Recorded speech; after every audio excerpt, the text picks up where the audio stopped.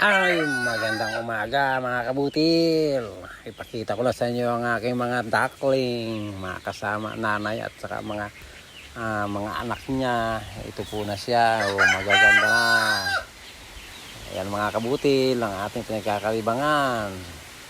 Kaya tayo tayo ay magsama-sama para mga duckling ko rin. Ayan talagang mapag-alaga siya sa kanyang mga anak, mga kabutil.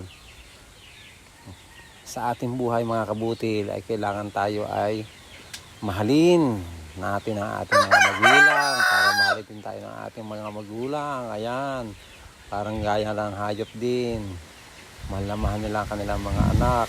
Ayan, kaya parang sipaglaki sila, anong gaya at anong sarap sa pakiramdam. Gaya niya mga kabutil, di ba? Nakakatanggal ng problema, stress. Marirelax ang inyong mga isipan at pakiramdam pag nakikita mo ang iyong mga alaga, anong gaganda, anong sasaya, sama-sama.